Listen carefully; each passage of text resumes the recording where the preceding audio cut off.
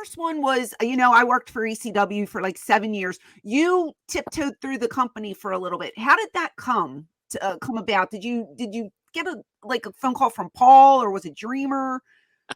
I really don't know how that came about. I think it was a Luna thing, but it's such a strange thing because we were at our most turmoil, our most toxic point of our relationship. So I don't know how or why they wanted me there, what the stuff we were going through. So it was a weird cup of coffee that I had there. It was so strange. I think maybe because they were doing a lot of Florida stuff. So I lived in Florida.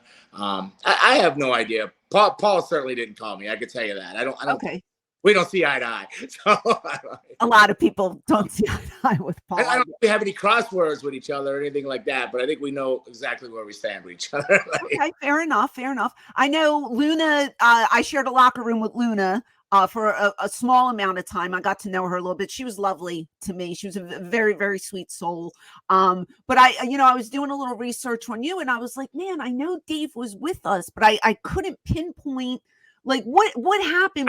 I believe it was a Raven and Stevie Richards thing, because Luna was doing the angle with Dreamer and Raven and stuff, and they knew that we were together, and we were at the time we were going through a lot of stuff, but they kind of brought me in as the estranged husband or upset, that she Tommy Dreamer. So it was I think it was part of that angle is how I slid in there with that. Yeah, we always do the family. We always do the family angles for some crazy reason. Did you enjoy your time there? Like the Paul thing? Oh, no. We never had a crossword or anything. It was a mutual understanding.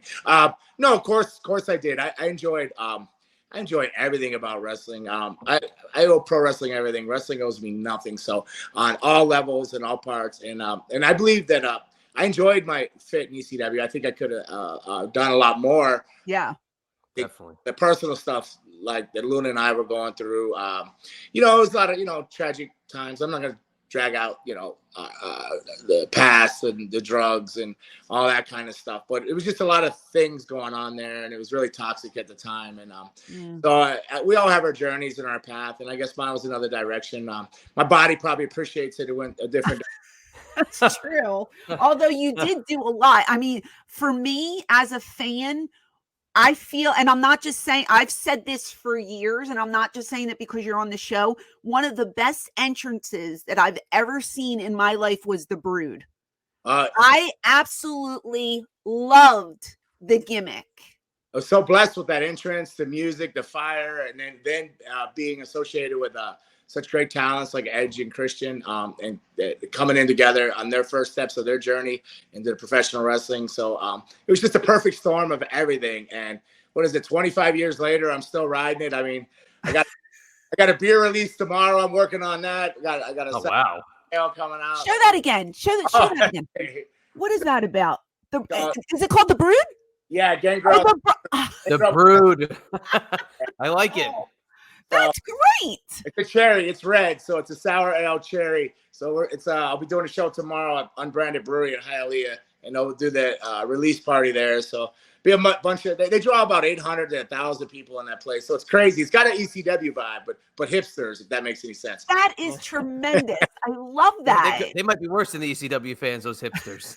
Some of them, but some of them because they scare you because they know nothing about wrestling. They just think, well, this is really cool, so they're going to be a part of this. So, yeah. Well, so getting back to the Brood, because I was always fascinated with, I mean, you guys were just, it was like larger than life to me. You know what I mean? Like those characters, like some of the characters in WWF, WWE to me came off as kind of cartoony, kind of like cheesy. You guys, it reminded me of like a movie. Yeah. Like a movie set or something. And it was so cool and so different from anything else that they were doing at that point in, for television. Did you have a say in, did you come up with the name? Did you come up with the concept? Was it creative? So all the way back to 1990, I believe, I was pushing and trying to get them to do a vampire thing. And what you see in ECW was the Vampire Warrior. So, but the concept came, and it's very movie driven from the movie The Lost Boys. I was sitting Luna one day when watching The Lost Boys, and I made a joke. Oh, it'd be great to wrestle as a vampire. And She goes, you should do that, vampire. You should totally wrestle as a vampire. And I'm like, you can't do that in wrestling, you know? So she, long story short, she kind of talked me into it. And then, but it was always in my mind, not just me as a vampire, but I always pictured the Lost Boys as a group. So I did push that a lot. And then when they hired me, they told me they would never do the vampire character. They weren't going to do any of this. Once I signed the contract, they kind of said, oh, we're going to sit me home. But a week later, I don't know if it was a rib or something, but a week later, Russo calls up and says, hey, can you still do that vampire thing? Literally on a Friday evening, they came up with that entrance, the music. I came up with the clothing. I ran out the Hot Topic and rebooted the vampire stuff. It came up with that. And then when I was there the whole time, was pitching as a group of vampires. I just kept telling Bruce Pritchard, no, they're like really cool with jackets and chains that jingle and stuff. They want to be hip. I said they can lose every night.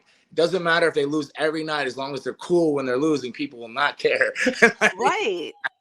Yeah, people didn't care. But I mean, you elevated Edge and Christian at that point.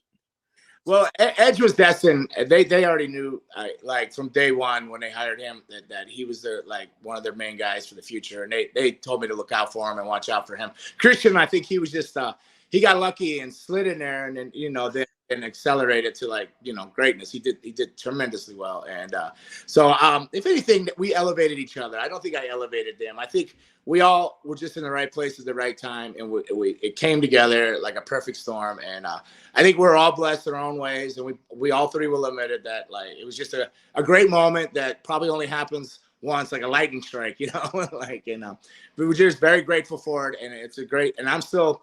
Like I said, I'm blessed and working every weekend and still wrestling as Gangrel all over, riding that wave still. So I'm very, very grateful and very blessed. And but we elevated each other. I didn't just elevate them. I mean, I had been around a while longer and worked overseas and other countries, and I knew the older guys. So the only thing I did was help them blend in the locker room without getting destroyed or ribbed to death or something like that. Right. But you've been around so long, and you would think you're like that grizzled vet, but you're like 54 years old, you said? Yeah, yep, I'm 54.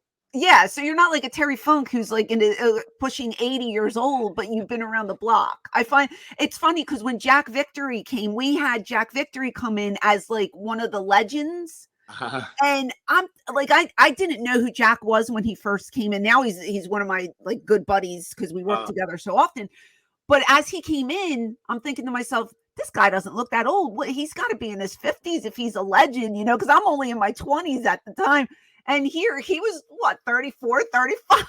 I don't know. I was watching him too, Jack Victory, man. I watched all. He's a great. Yeah, he's great, but he had been around for so long that we just brought him in as like a legend, and then he ended up staying with the company, and we signed him. But I just thought he was like, oh, Jack Victory must be this old guy there. He's like pushing 40. And I'm like, oh, he's not that old. Like, it's funny because you're still young and you could still go. Yeah, I started, I broke in at 17. I think I was in Calgary working for Stampede at 19, All Japan at 20. So down to Puerto Rico, 2021, Memphis, 22, 23. Wow. So I was very blessed to work in the tail end of territories and learn and get to meet a lot of the veterans and pick up all that stuff. And so I was just blessed. All the right places at the right time. I might never risen to the top and held a higher level. How people look at stuff, like a Rock and Stone Cold and all that. But I've been very grateful to be a journeyman and been able to last and exist and still exist in something I love so much. So I'm just blessed.